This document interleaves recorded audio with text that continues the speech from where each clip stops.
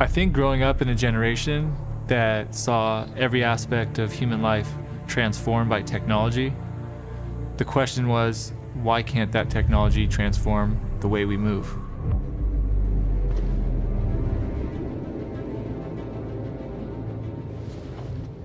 When I first got to the NBA, the idea of recovery was just starting to be implemented into training. There was this idea that an athlete could improve his or her performance by enhancing the way they recovered. The quicker your body recovers, or the faster you can recover, the more you can train, the harder you can train, the more you can get out of your body. And that idea was always very intriguing to me.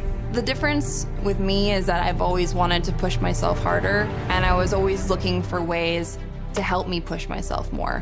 Whether it was technology, different training techniques, I always wanted to be on the forefront, doing things that no one else has ever done before so that I can create results that no one's ever done before. The idea of recovery was in such an early stage when I first came into the NBA, using technology and using different products to be able to implement recovery in a much easier way, in a much better way, a way that's sort of tailored for us. That was an idea that I was excited to embrace and excited to collaborate with. The idea of building a brand around recovery as opposed to training was a completely new idea at the time.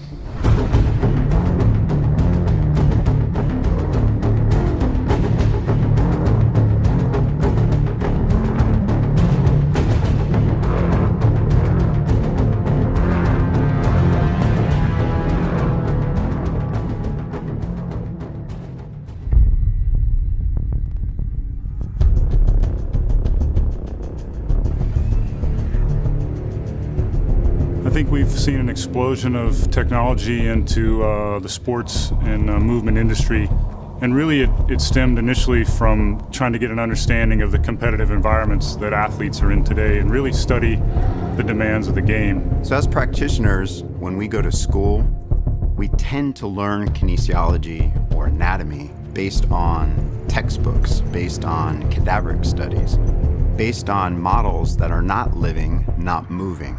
But the reality is we're working with living human beings. So there's been a huge movement in the last 10 years, really looking into living bodies so that we can see the whole body as a continuum.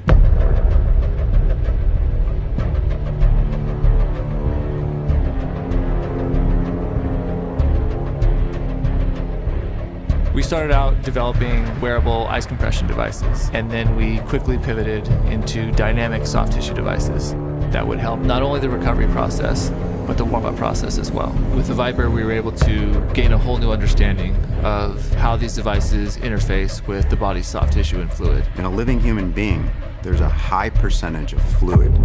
The key is to keep fluids moving through the body. Nothing in the human body is meant to stay still. That really opened up our eyes to this idea that vibration and percussion could change the physiology of the body and change the way we move. That led us to experiment with developing a device that directly applied percussion to the body. And that became the Hypervolt.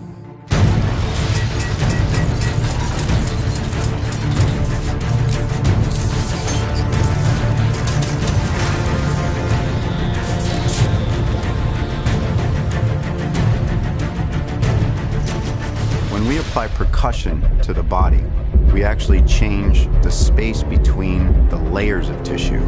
So not only does it change the temperature, but it changes the spacing between the denser layers of tissue.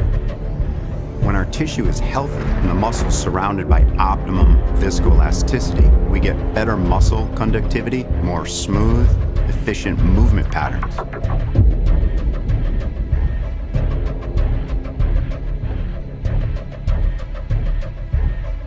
The truth is, the only way a tissue in the human body will change is with habit.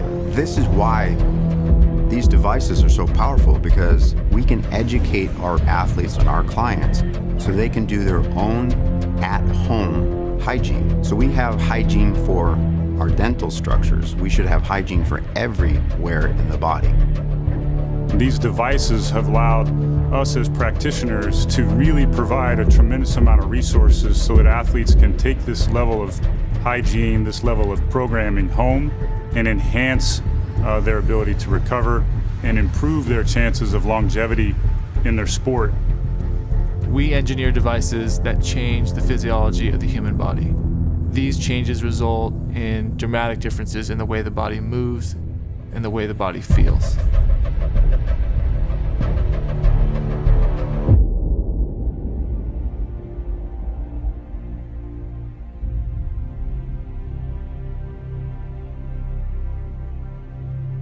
I think with all this technology, the knowledge of the average athlete has now gone up to the point now where we know exactly what buttons to push and we know what recovery techniques to use that are going to make us feel at our best. So now all these things that we are able to implement into our recovery are now a part of our craft. You know, I went from being the best in the world to, being out of the sport for 2 years because of injury. I think it's something special for me, and it speaks volumes to the way that we've changed recovery and rehabilitation to the fact that I was able to get back to the top of my sport. Seeing athletes come in the league now with better access to technology and better access to just the information is really cool for me to look back and know that I was sort of a pioneer in leading that charge. We're now starting to see a spillover of this technology into the general public, really with the goal, I think, of enhancing their longevity. It's been pretty incredible as an athlete to be a part of a systematic change in the way we approach recovery and training and using technology in a way that's never been used before. To see it evolve to where, I'm seeing the equipment that I tested and used in every gym that I go to across the country and across the globe is pretty special, to feel like we've started something. We sort of have a responsibility to be the driving force behind that, because the more we question, the more we ask for, I think the better technology is going to be. It's not just to improve the athletes' lives, it's to improve everyone's lives, because everyone's an athlete in some way, and we all deserve to feel good.